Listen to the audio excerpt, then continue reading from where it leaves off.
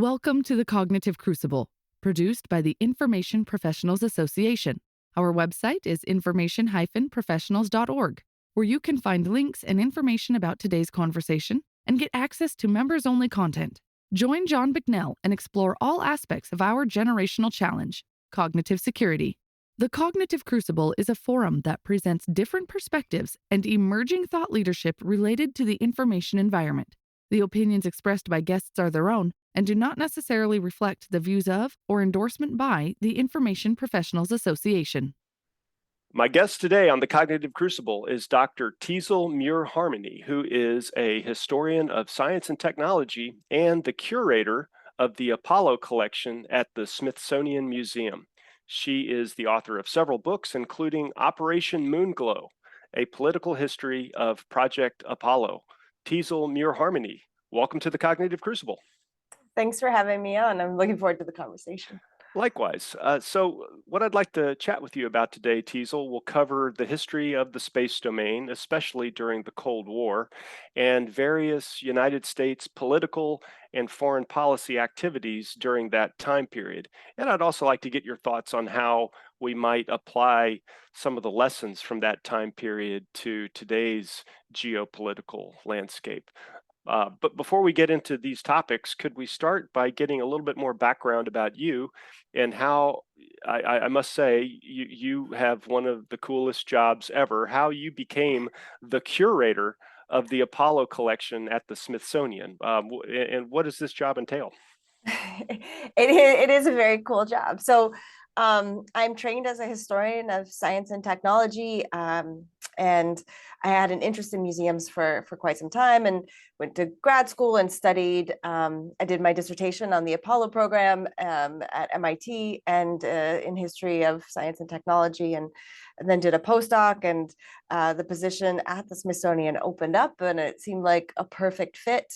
It's a position that's a great combination of half of what I do is research and writing, so original research. And then I also get to work on exhibits, oversee a collection, do public outreach, media related activities. So I get to work in all those different domains. Most of my work is related to either the Apollo program or space diplomacy, political history of spaceflight, those types of topics.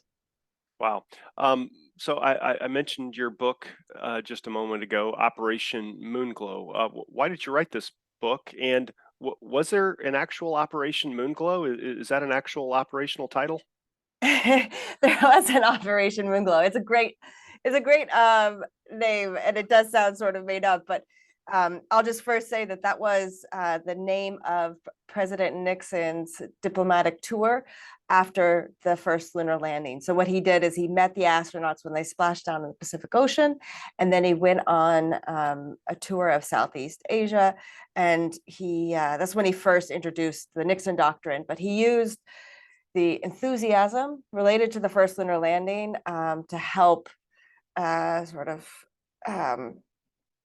ease his trip, or to make people more positive about the other messages he had, especially related to the Vietnam War. And so it was called Operation Moonglow. The idea is that Moonglow, the sort of the glow and the enthusiasm of the first lunar landing would sort of would add to improve his diplomatic trip and his conversations about some of these really difficult areas and some of the sort of the tension that he would have encountered introducing the Nixon Doctrine, talking to people throughout Southeast Asia, trying to change the direction of U.S. foreign policy in that time.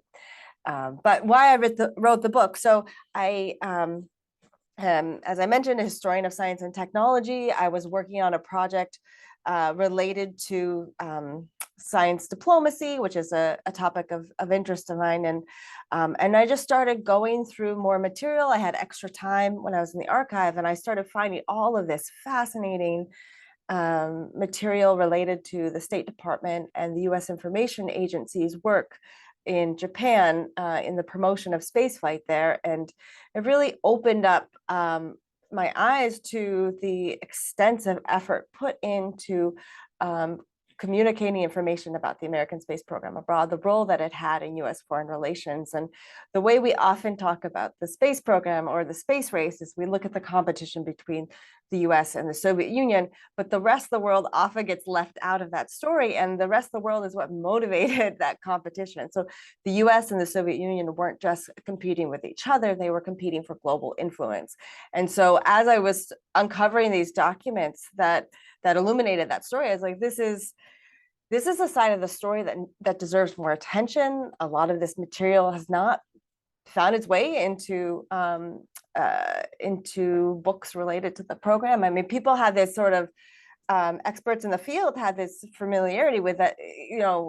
People around the world watched the first lunar landing, and there was global enthusiasm. But the really intentional work on the part of the U.S. government to ensure that there would be a global audience, to get people excited, and to instrumentalize the U.S. space program to advance U.S. foreign relations interests. Now, that was a side of the story that was so essential to why we went to the moon in the first place, and it was so essential to that larger history. And I thought it deserved to be told in much greater depth than it had been told before.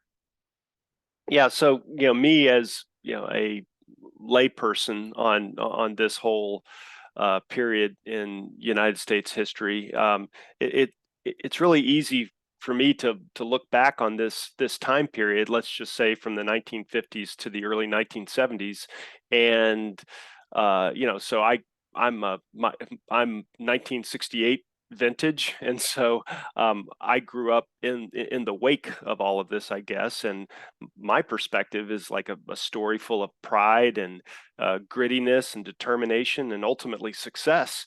But I'm sure that the day-to-day unfolding of all this was a lot messier and controversial. So for example, it wasn't too long ago that the thought of people flying in general, like flying airplanes, that was like Looney Tunes, Crazy Town, right?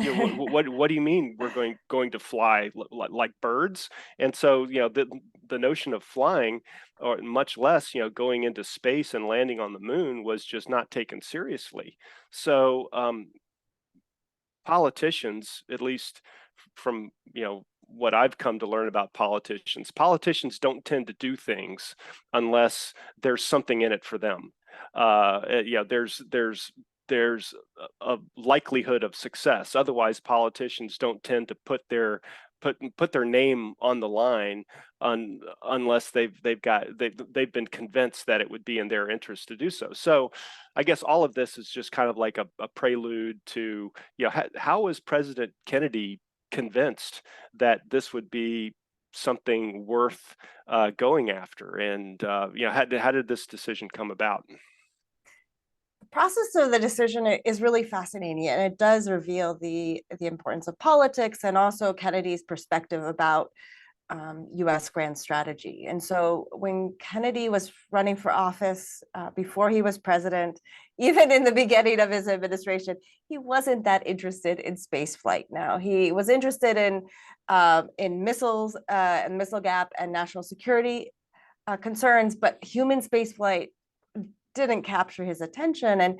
And he received a report at the beginning of his presidency from his science advisor, and it was basically saying, this is how expensive it would be to go to the moon, not worth it.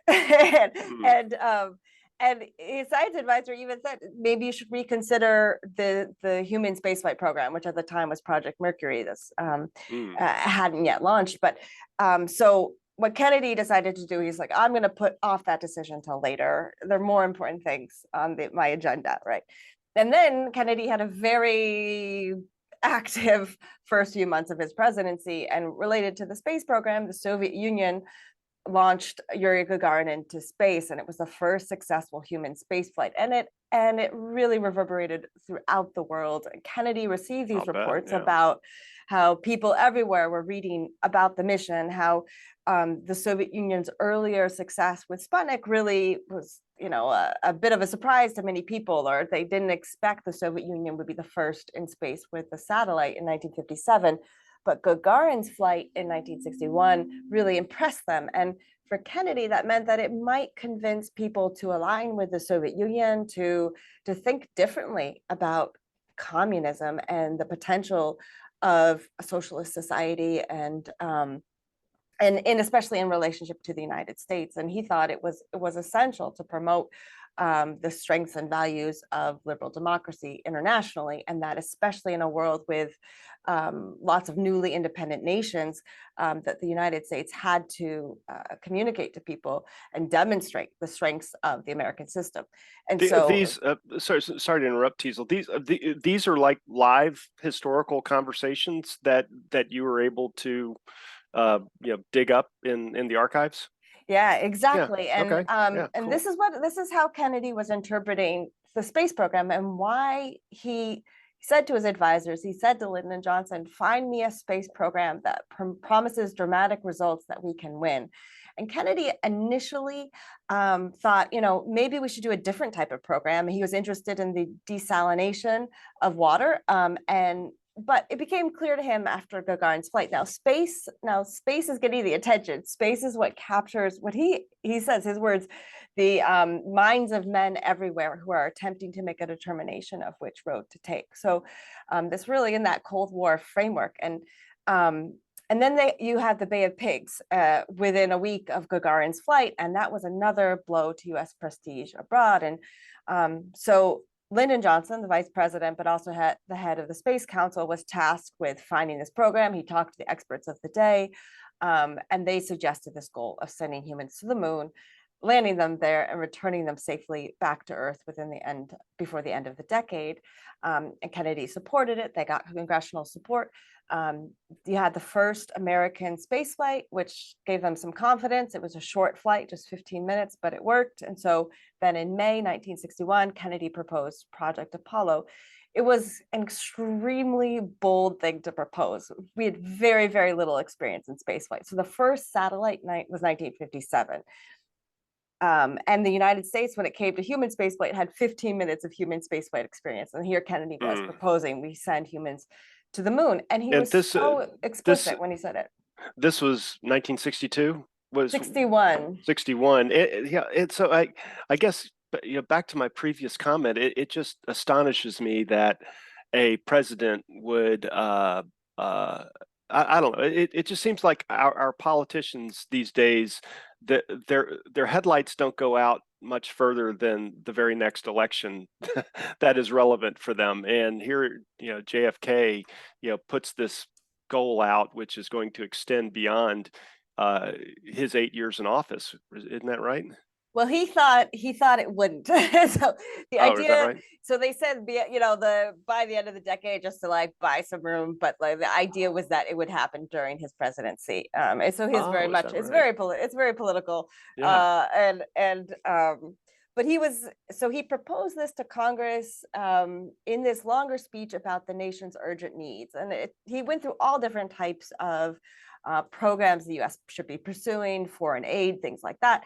And then at the end, that's when he proposed Apollo. And he did say that line about, space had sort of was influencing the minds of men everywhere who are attempting to make a determination of which road to take. So that's how we even presented it. It was very explicit that space was influencing the ways that people were thinking about society and politics and larger geopolitical alignment. And so within the Cold War framework, Kennedy saw this as a necessary goal for the United States. And it initiated the largest technological program in US history. So at the time, it ended up being about $25 billion. Today, with inflation, the whole lunar effort is about $280 billion. By the mid 1960s, it was over 4% of the federal budget. Hundreds of thousands of people worked on the program. So it was a really bold goal, not only when it came to there's sort of the technological feat of it, but then also when it came to the national investment, unprecedented. And he got the support of Congress and went full steam ahead and landed humans on the moon by 1969. Yeah. Wow. Amazing. So many of the people with whom I speak tend to criticize today's foreign policy efforts as being either inadequate or too passive, or something. It's just something doesn't seem to be working today. Whereas the U.S. foreign policy activities during the space race and the Cold War are perceived as being especially proactive and effective. But the truth is probably more complicated. But what's your hot take on that kind of like a comparison between today and the foreign policy efforts of during the Cold War relative to space? Sure, yeah. With relative to space, so this idea that it was necessary to not only invest in spaceflight, but to promote American space accomplishments, to disseminate information about those accomplishments internationally, was something that wasn't just discussed, in within Washington more generally. It was discussed at the White House by the President. Kennedy had a hand in ensuring that this was going to be a major national priority. So it wasn't just the space shots, it was this global communications undertaking. And so the US Information Agency worked alongside the State Department and NASA to disseminate information about space exploration. And it was sort of the scale of the endeavor is so impressive. They had I could go on and on and on, but I'll just briefly mention. What were some of the examples of the engagement projects that are part of the space program? Sure, they were large and small. So you had things like the Voice of America programs. You had the production of films that would be screened internationally. You had the creation of the Space Mobile program, which is basically like a library on wheels, where space lecturers would go in these vehicles or like vans and travel to remote areas around the world and give lectures on the space program and astronomy. Wow. And they would train also locals, so that so it would be both NASA trained people and then also locals in these different countries to talk about the space program. And in places where they didn't have, the ability to have a traditional film screening room, they would set up projectors outdoors for people and play the radio coverage of launches. They had exhibits, all types of exhibits of different scales. And in places where they had more limitation about, exhibitions, the US embassies would put space exhibits in their windows so that they could still be communicating this information internationally. And I've even heard funny stories about how to mark the achievement of John Glenn's flight, this is the first American orbital space flight, in some Eastern European countries, there's one example of someone ordering a cake from a bakery that highlighted that achievement, and then the bakery put that cake in the window as a way to communicate somewhat.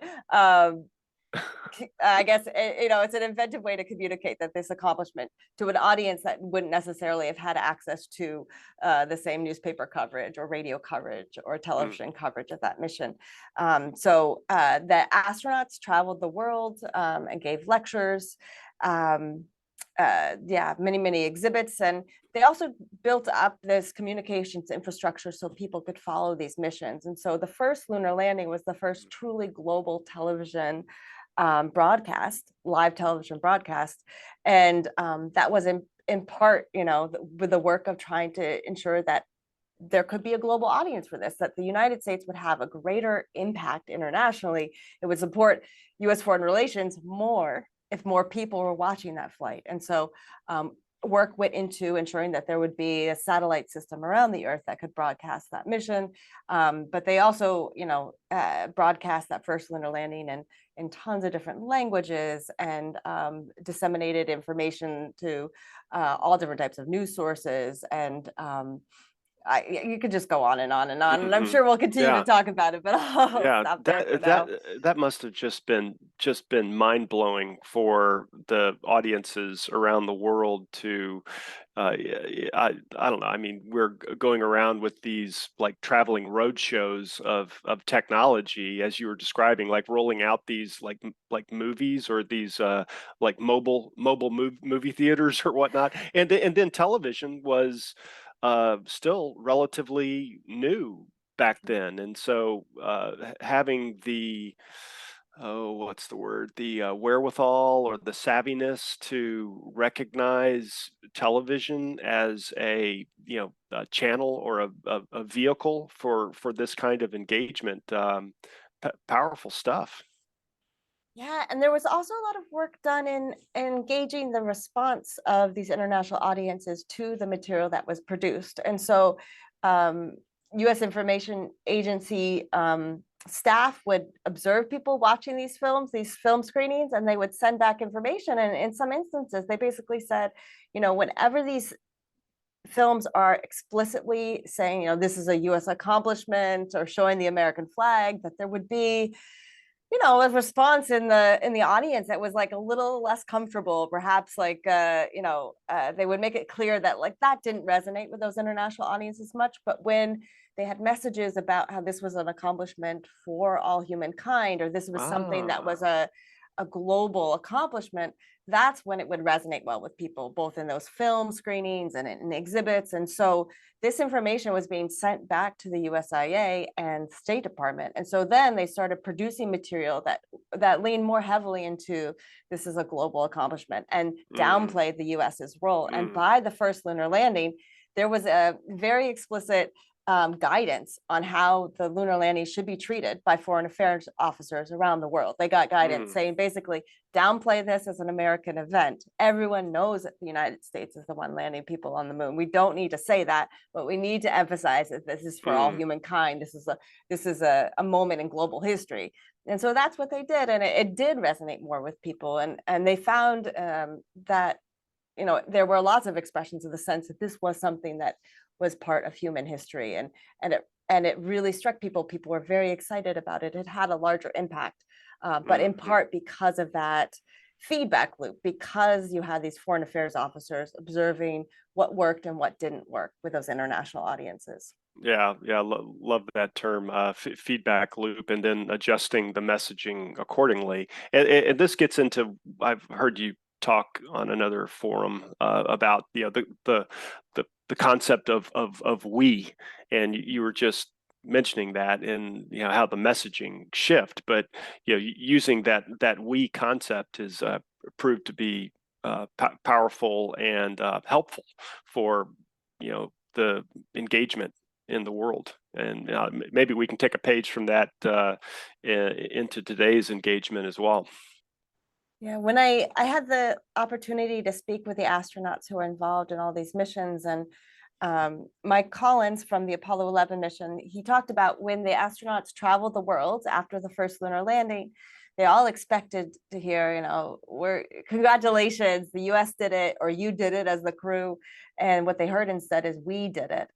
Everywhere that they went, every continent they traveled to, they heard expressions that this was something that we did as humans. And that really struck the crew. It gave them a sense of what the mission meant to people, and how this sort of this sense of participation really resonated with people around the world. And then when the Hmm. US Information Agency did their evaluation of the impact of the first lunar landing and all their information programming around it, they said, they have the numbers, they know how many people visited the exhibits, how many people watched the coverage, what the newspaper coverage was like. They had all that data, but they said, what really struck them was they thought that this sense of global unity, and this sense of global participation in particular, was fascinating and new. And they said this might even be a new form of politics. But Hmm. they were really struck by that, the fact that people around the world felt like they participated in the mission, and this was seen as politically valuable to the United States. Mm. Wow. Um, there's there's a concept that has been discussed with the recent crewed missions from like Blue Origin, and I forget what the concept is called. You'll know exactly what I'm talking about. But as astronauts go up and they see the Earth from the vantage of low Earth orbit or outer space, there's some effect that The they overview. That, yes, the Yes. overview effect. It's like an awe-inducing kind of like a this is a we type of a situation. Yeah, there's been a lot of um, sort of expressions of when you go to space and you look at the Earth, you get a new appreciation for Earth, and it's a new vantage not only on the Earth but also about humanity. And that's one thing the astronauts said with the Apollo program, probably most famously with the first mission to orbit the moon, which is Apollo 8 in 1968. And the astronauts said, we went to explore the moon, but what we discovered was Earth. And this was the mission that took that famous Earthrise photo where you have the lunar surface and then you can see the Earth rising up in the background. And they were really impacted by that. The fact that they could cover the Earth with their hand or their thumb, and it gave them an appreciation for how Earth is a planet that supports human life that is vulnerable in space. I mean, it's just blackness around it, right? Um, and how lush and green and verdant it is. Uh, and it's something that the astronauts today will express this vantage. But one of the messages that was emphasized was that from space you don't see any political boundaries, and that really resonated with people who were on Earth. And so when the astronauts brought back that image, that Earthrise image after Apollo 8, President Johnson actually took it and gifted it to foreign leaders when he left office. And he gifted it along with a message about how from space there are no political boundaries, and this new technology and space exploration is helping emphasize that message that we all live on this Earth together. And so he was hoping that it would send a message of peace, especially within the midst of the Vietnam War, and was very, very pleased because he sent this image, this Earthrise image, to Ho Chi Minh, and actually ended up getting a thank you letter, which is quite surprising when you think about. I think it must have gone out in 1969, so you think about the context in the Vietnam War then. But a big part of the messaging of the Apollo program is tied to this overview effect and this perspective on Earth as an interconnected world, and that is tied to that message of space exploration for all humanity. And it's also telling us that we all live on this world together.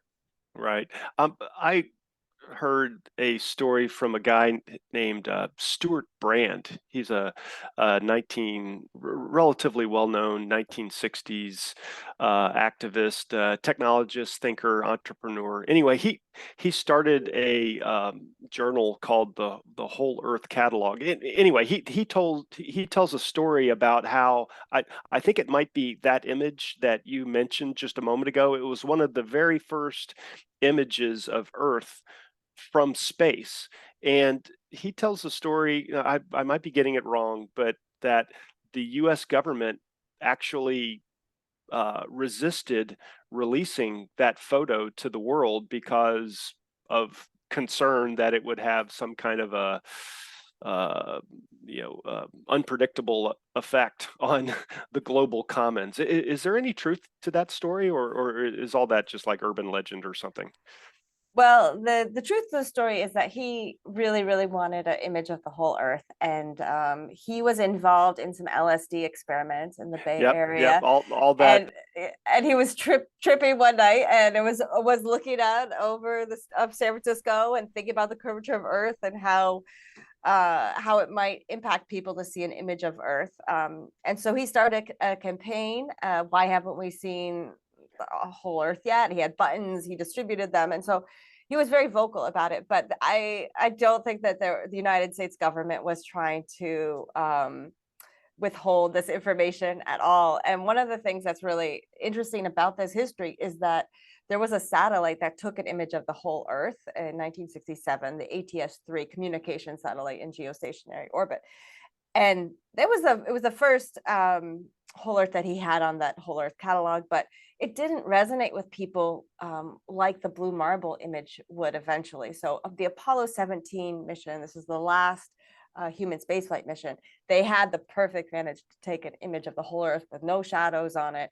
Mm. And it became one of the most reproduced images in history, and they released it immediately. I mean, there's a slight delay because they had to like get back to Earth. The film had to Sure, be sure. processed. Yeah, it still takes time for electrons to travel the distance. Yes, I understand. Yeah, Exactly. yeah. So, but this mission, they landed this is December 19th, and it was appearing in newspapers by Christmas, so the 24th. So it was a fast turnaround, and there was no idea that it had to be withheld. But what's interesting is that the image taken by the satellite just didn't have the same impact. So there was something available for years and years, 67 to 72, but it was that image taken by the astronauts that resonated. The Earthrise image really resonated with people, but the US government also, we had a lot of images of different parts of the Earth too, taken from space. And so we would gift them to different countries. So we'd have images of a particular country or, part of a country, and that would be a valuable diplomatic gift that the United States government could give to countries to say, this is from space, this is your country, you're involved in this. This larger project of exploration. So it sounds like you're saying that there wasn't much to the U.S. withholding an image of the Earth, but are you aware of any historical examples of U.S. propaganda during the Cold War U.S. space program?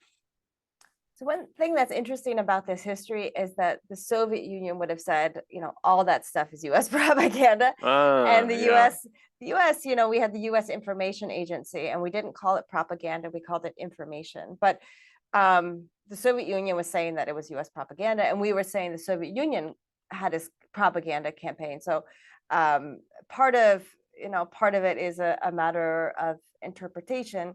But one thing that's important to point out about the US's approach was that the United States decided to be as open as possible with its civilian space program, and so would invite journalists to launches, would share information about failures as well as successes. And that was seen as a way for people to like really gain trust in the information that was being shared, because it wasn't just positive information. It wasn't just, we're Mm. accomplishing thing after thing after thing. It was, we're accomplishing these things. This is what, these are the areas that we've failed in, or these are some of the tragedies that we've experienced. And so that was also seen as extraordinarily effective from the perspective of the USIA and State Department, was that this policy of openness, which is what they called it, an openness about the space program, not only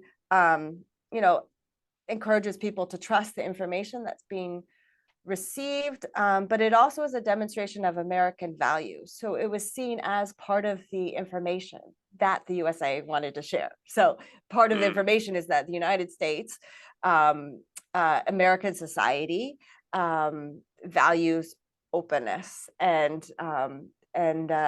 that's part of what democracy is. That's part of the strengths of democracy. And so the demonstration of those values through the approach to information dissemination related to the space program was seen as like part of what was going to be effective, part of what should be done, part of the policy of the space information campaign, especially in relation to the Soviet Union. So the Soviet space program didn't disseminate information Mm. about its space accomplishments until after they accomplished those. They weren't saying, we're having launch failures or things like that. They would say, we launched someone into space. So they weren't inviting the international press to come view those launches. They were sharing the information after the fact, and they didn't share information about what their spacecraft looked like initially, because there was some concern about, the way the early Soviet spacecraft landed. Was it crash landed, and the astronaut actually ejected from the spacecraft before it crashed? And there was concern that wouldn't be seen as a success, wouldn't be counted as a successful spaceflight. So they kept that information hidden initially. And so there was a large contrast in the information campaigns between the US and the Soviet Union. And but at least for the US side, the approach was be open, share failure. That's going to demonstrate our values. That's going to demonstrate the strengths of our society on a more fundamental level.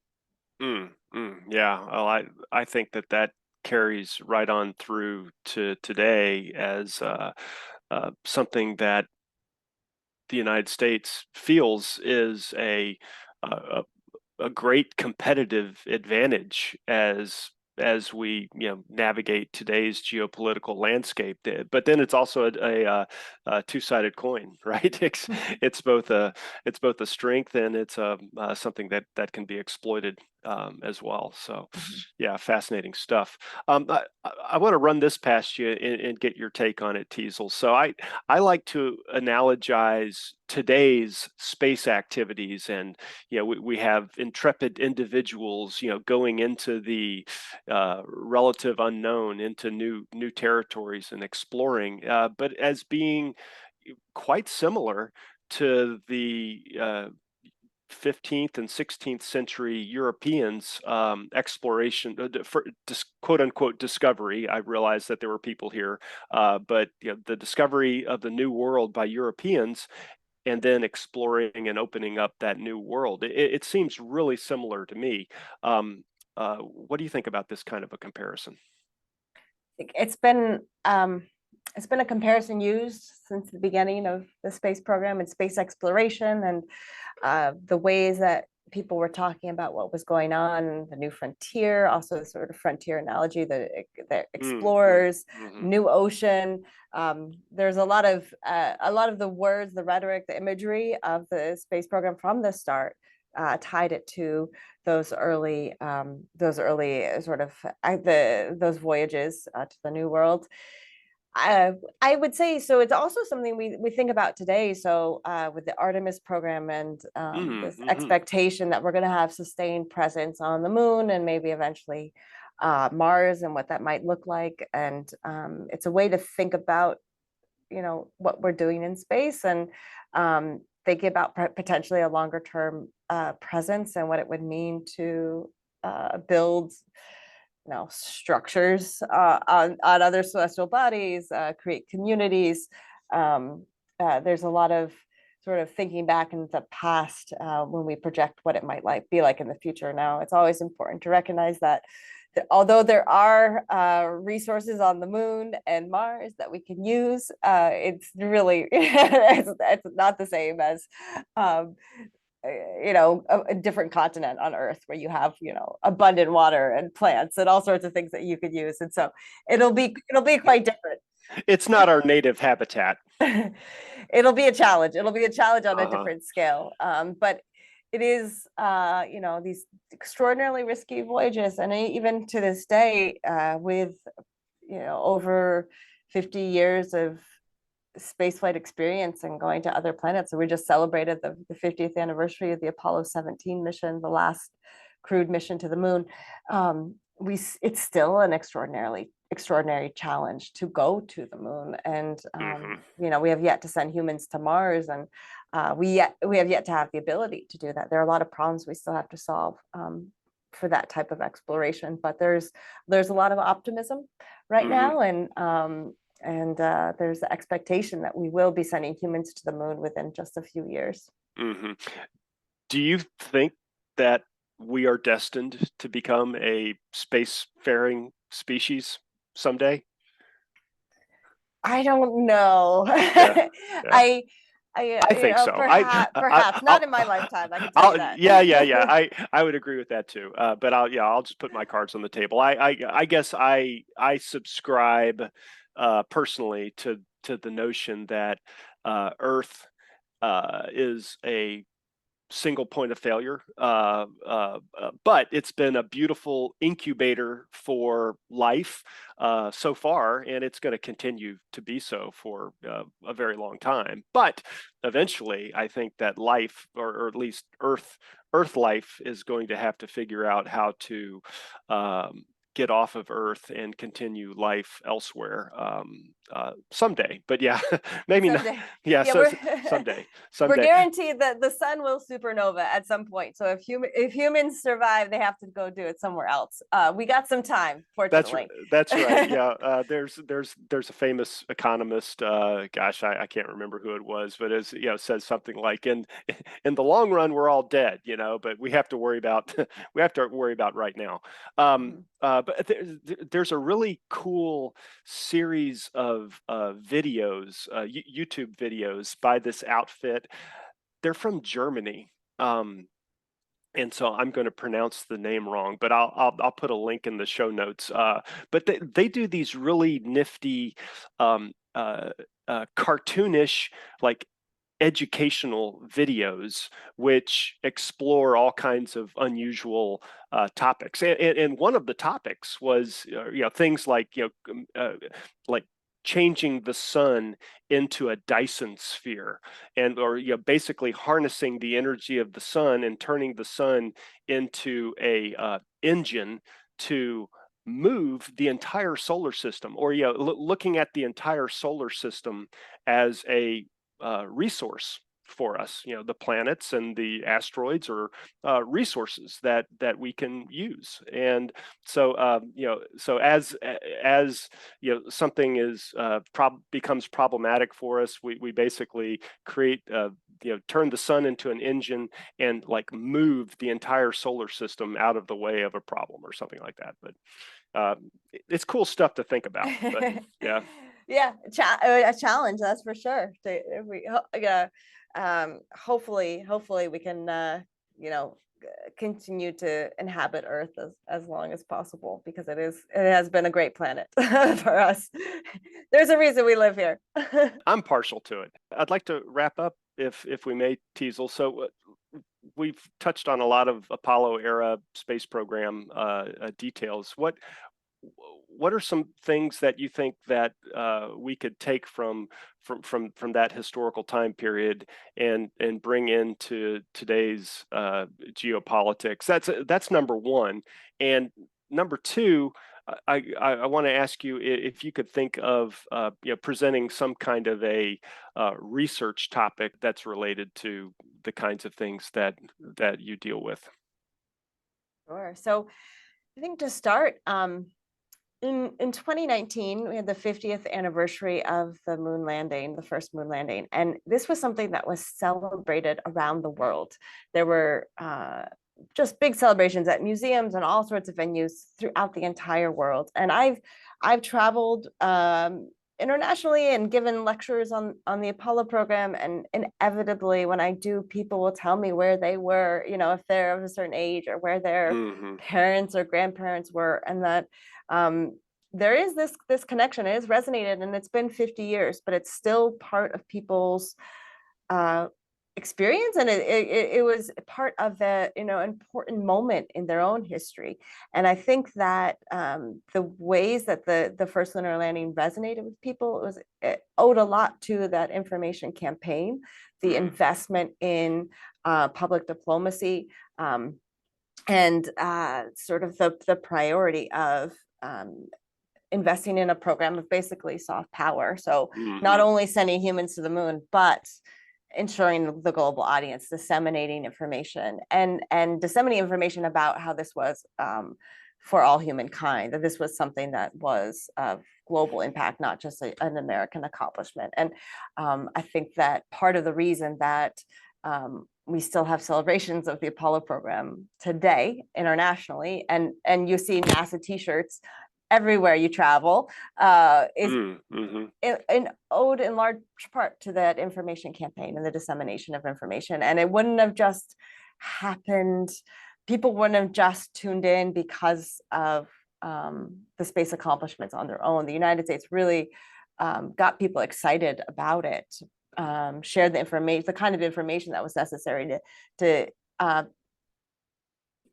to explain to people what was going on, why it might be of interest, how it might be of relevance to them. So there was a lot of work that went into making this a global event and not just an American event. And I think that one of the lessons that could be learned today, whether it's applied to spaceflight, space exploration, or other areas, is that that work has to go into creating that type of impact, and that it has to be a priority. There has to be investment. That if you, part of the success of the Apollo program wasn't just because of the technological ability of the United States. It was because there was investment in this information campaign. And that's part of the reason that it advanced US foreign relations. That's part of the reason that it fulfilled Kennedy's goal, which was not just sending humans to the moon, it was winning the hearts and minds of the world public. He was explicit that we're doing this for this reason. And to accomplish that second part, we needed that information campaign. Mm. And I think he recognized it. He was very direct about it. I think Johnson recognized it. I think even Nixon recognized it, even though they canceled the Apollo programs during his administration, and they shift direction, but there's more to that story. So I think just one of the lessons for today is how valuable that investment in information dissemination was for the Apollo program, how we remember it, how it connected with people all around the world and still resonates with people around the world today.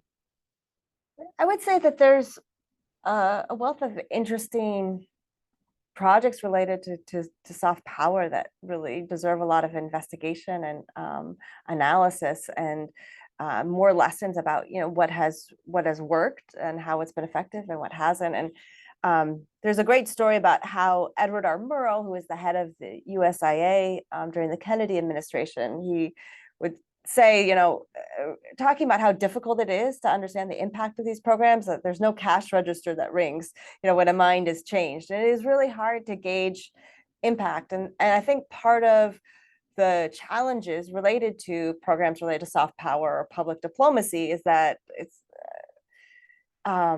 the results are hard. It's hard to come up with the data saying that this is the impact of this. This is why we should invest in this, because it's a little bit more amorphous. And so any work that can go into a better understanding of what has resonated, what has been impactful, and what has been less impactful, I think could be of great value. And it's a huge challenge. And the USIA tried, and did come up with a lot of useful metrics, but it is it's a difficult area to pinpoint. And I think the impact of these programs, and I think some more thought and work could be done to try to figure that out. And just as a side note, one of the interesting things the USIA was doing was taking public opinion polls. And so they were very clever about it, where they would hire local opinion polling places to take these opinion polls. And so there would be multiple levels of removal from the US government. So it was less clear that the US government was asking these questions.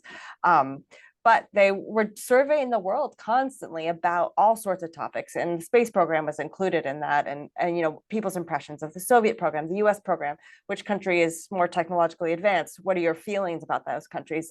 And so we were collecting an incredible amount of information about how the world was thinking of the United States and how that was changing over time based on accomplishments, based on the information programs. And so I think that became a very valuable resource, and those types of public opinion polling continue to be useful today. But as I was saying, I think just more work going into thinking of techniques and ways to evaluate the impact, that both the success of these programs and what does it mean when they're not successful, and figuring out a way to refine the work that's being done when it comes to information dissemination. Yeah, I love it when you said, we don't know. There's not like a ding when a mind gets changed. So figuring out a way of assessing that would be a very helpful for sure. Well, fascinating stuff. And with that, Dr. Teasel Muir-Harmony, thank you so much for being a guest on the Cognitive Crucible.